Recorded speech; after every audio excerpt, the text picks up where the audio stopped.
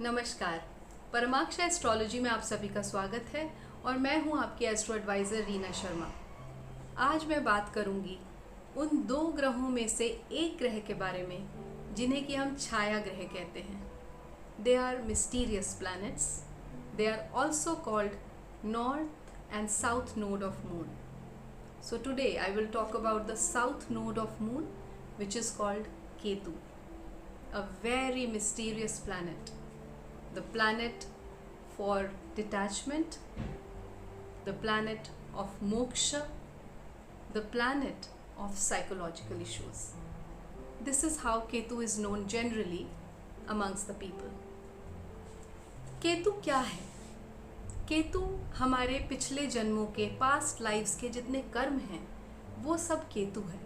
केतु जिस घर में जिस भाव में हमारी कुंडली के बैठा होता है वहीं उसी भाव से रिलेटेड हमारे कर्म वो दर्शाता है। केतु जोड़ भी है। अगर आप अपने घरों के जितने भी पाइपलाइंस हैं उन्हें देखेंगे और वो पाइपलाइंस जहाँ जहाँ से मुड़ रही होती हैं, जहाँ जहाँ बेंड्स होते हैं, वो केतु है। जब भी आपके घरों में आप नोटिस करेंगे नलों में लीकेज शुरू हो जाए, पानी टपकना शुरू हो जाए उन जोड़ों से, तो आप समझ लें कि आपका केतु ठीक नहीं है, आपका केतु खराब चल रहा है या उस केतु की दशा आ गई है जो कि आपकी कुंडली में खराब बैठा है। और केतु क्या है? केतु है कुत्ते। कुत्तों से भी आप केतु को पहचान सकते हैं। अगर आपके केतु आपकी कुंडली में ठीक नहीं बैठे तो आपका पालतू कुत्ता तक आपको काट सकता है। और केतु क्या है? केतु है डिप्रेशन, मानसिक तनाव, अचानक से कुछ भी कर जाना। केतु एक हेडलेस प्लैनेट है। उसके पास सर नहीं है पर उसके पास बॉडी है। मीन्स उसके पास बहुत एनर्जी है बट थॉट प्रोसेस नहीं है। उसे पता नहीं कि मैं क्या करूं, क्या सही है और क्या गलत है। तो जब केतु की दशा आती है तो आप देखेंगे कि लोग सही डिसीजंस लेना छोड़ देते हैं, वो बहुत गलत डिसीजंस लेते हैं, लगातार एक के बाद एक गलत डिसीजन लेते हैं। अगर ऐसा आपके साथ होता है तो आपको समझ जाना चाहिए कि आपका केतु ठीक नहीं है और आपके केतु की या तो महादशा या तो अंतरदशा, कुछ ना कुछ आपके कनेक्शन आपकी कुंडली में हो रहा है। केतु के इफ़ेक्ट्स हमारे जीवन में कभी भी वार्निंग देके नहीं आते, अचानक से आते हैं। तभी वो सडन इफ़ेक्ट्स, वो सडन बैड इफ़ेक्ट्स हमें पूरा हिला के चले जाते हैं। दैट्स वाई वी से generally it's a saying, Rahu और केतु की जब दशा आती है या उनके जब बैड इफ़ेक्ट्स आते हैं तो उनसे पार पाना बहुत ही मुश्किल है, क्योंकि केतु की रेमेडीज़ भी इतनी आसान नहीं है। ऑल्दो मैं रेमेडीज़ बताऊंगी एंड में, पर एक केतु बहुत ही मुश्किल से मानते हैं। अब अगर हम और बात करें केतु की तो यूरिनल इन्फेक्शंस, किडनी इश्यूज़, ये सब केतु देता है। केतु अगर हम स्वास्थ्य की बात करें तो उस तरीके की डिजीज़ेस देता है, उस तरीके की बीमारियां देता है जो बहुत जल्दी पकड़ी नहीं जाती। They are not detected very easily और I would say at an early stage. जब वो पूरा आपके शरीर को खोखला कर देती है तब कहीं जाके आपको पता चलता है कि आपको ये प्रॉब्लम था। और केतु क्या होता है? मैंने आपको बोला जब बेंड्स होते हैं पाइप्स में, मोड़ होते हैं, तो उनसे कुछ भी पानी या कोई भी चीज़ निकल, तो क्या है बेंड? जब बेंड आता है आपकी लाइफ में, कोई टर्न आता है सडनली, तो आपकी जो एनर्जीज हैं वो इजीली वहाँ से फ्लो नहीं कर पाती एंड यू फील स्टक। अब उसके क्या क्या एग्जाम्पल्स हैं? When you feel stuck, you suddenly are not able to take decisions. आपका सडनली बिजनेस बंद हो गया, सडनली आपकी जॉब छूट गई, आपका सडन एक्सीडेंट्स हो रहे हैं, सडन चोटें लग रही हैं, अचानक से आपको चोट लग गई और ये लगातार हो रहा है। एक बार दो बार हो गया तो चलिए कोई बात नहीं, पर लगातार जब ऐसे होता है तो ये एक साइन है कि आपका केतु आपको परेशान कर रहा है। इसमें रॉन्ग मेडिसिन्स का भी एडमिनिस्टर होना बहुत लाजमी हो जाता है। बहुत आप देखेंगे कि जब केतु की दशा चलती है जो कि 7 साल की होती है, केतु का नंबर 7 है, तो जब हम इसकी रेमेडी की बात करेंगे तब ये नंबर 7 हमारे काम आएगा। और केतु ध्वज भी होता है, तो केतु ऐसा नहीं है कि सिर्फ बैड इफ़ेक्ट्स ही देता है। केतु जब अच्छे इफ़ेक्ट्स देता है तो बहुत अच्छे इफ़ेक्ट्स देता है।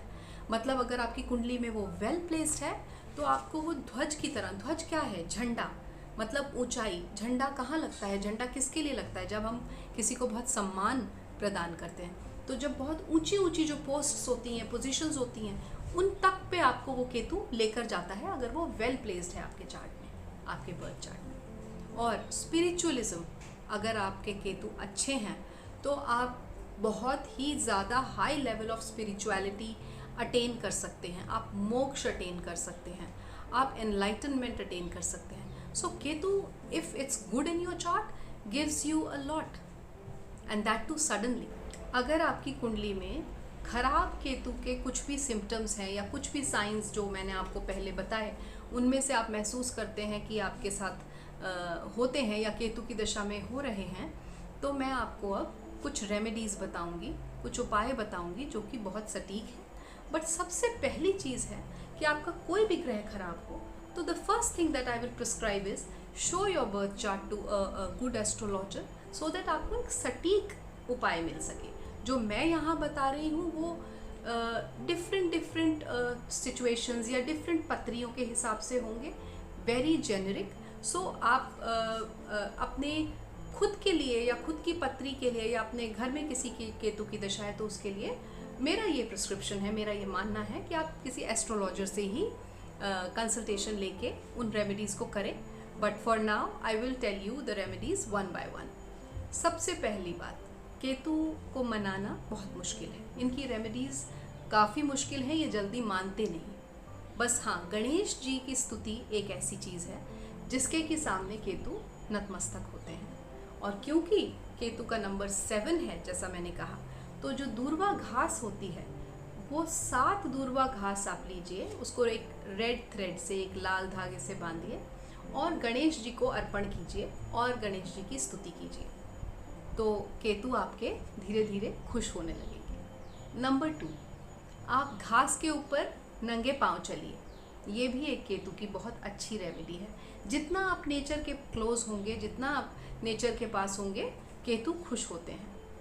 नंबर 3, आप वेल ग्रूम्ड रहिए, अच्छे कपड़े पहनिए। जो आजकल के फैशन में फटे पुराने कपड़े, फटी जीन्स ये पहनने का चलन चल पड़ा है, ये आपका अगर केतु खराब है तो आप प्लीज़ ना करें, इससे आपका केतु और खराब होगा। नंबर 4, केतु का समय है डॉन, दैट इज ब्रह्म मुहूर्त। उस समय अगर आप ये सब उपाय करते हैं, ये सब चीज़ें करते हैं जो मैं बता रही हूँ, तो वो ज़्यादा इफेक्टिव होंगी। नंबर 5, आप पितृ तर्पण कीजिए। पितृपक्ष में, श्राद्ध में आप अपने पितरों को शांत करिए, इससे केतु बहुत प्रसन्न होते हैं। नंबर 6, अगर आपकी कोई कुल देवी या देवता हैं तो सबसे पहले आप उन्हें प्रसन्न कीजिए, उनकी रोज़ाना प्रार्थना कीजिए, पूजा कीजिए, इससे केतु प्रसन्न होते हैं। Most of the times I have seen कि लोगों को अपने कुल देवता या देवी उनके बारे में पता ही नहीं होता, तो प्लीज़ अपने पेरेंट्स या अपने एंसेस्टर्स या अपने ग्रैंड पेरेंट्स से पता करें कि आपके कुल देवता या देवी कौन हैं, और फिर उनको आप स्थापित करके अपने घर में और उनकी डेली बेसिस पे पूजा करें, इससे आपके केतु अच्छे होंगे। नंबर 7, आप किसी मंदिर में एक ध्वज, यानी कि जो मंदिर के ऊपर एक रेड कलर का झंडा होता है, वो भी आप दान कर सकते हैं और पंडित जी को प्रार्थना कर सकते हैं, रिक्वेस्ट कर सकते हैं कि नेक्स्ट टाइम जब भी वो झंडा चेंज करें तो आपका दान दिया हुआ झंडा वहाँ लगाएं, उससे भी आपका केतु अच्छा होगा। नंबर 8, आप कुत्ते की सेवा कर सकते हैं, इससे आपका केतु बहुत अच्छा होगा। और नंबर 9, केतु ऑर्फनेज या ओल्ड होम्स भी हैं, वृद्धाश्रम्स, तो केतु को अगर आपने खुश करना है अपने बर्थ चार्ट में, तो आप जाके ऑर्फनेजेस वगैरह में भी अपना वॉलंटियर हेल्प दे सकते हैं, वॉलंटियर सर्विस दे सकते हैं, इससे भी आपका केतु अच्छा होता है। And the biggest and the foremost remedy that I feel is the bees मंत्र of Ketu done in the ब्रह्म मुहूर्त, क्योंकि वो केतु का समय है। सुबह सुबह ब्रह्म मुहूर्त में अगर आप केतु का बीज मंत्र का उच्चारण करते हैं, या अगर आप उच्चारण नहीं कर पाते ठीक, तो आप उसे सुन भी लेते हैं। बीज मंत्र, केतु के बीज मंत्र यूट्यूब पे सब जगह आपको मिल जाएंगे। आप उनका अगर उनको सुनते भी हैं या उस चैंटिंग को भी सुनते हैं ब्रह्म मुहूर्त में, तो भी आपका केतु अच्छा होगा। तो अगर आपको ये वीडियो अच्छा लगा हो और आपको इन्फॉर्मेटिव लगा हो तो प्लीज़ आप मेरे चैनल को सब्सक्राइब करें, इस वीडियो को लाइक करें, शेयर करें। तो मैं मिलती हूँ आपको अगली बार एक और ग्रह के साथ, उसकी कैरेक्टरिस्टिक्स, और अगर वो आपकी कुंडली में खराब है तो उसकी रेमेडीज़, उसके उपायों के साथ। तब तक के लिए मुझे आज्ञा दीजिए। नमस्कार।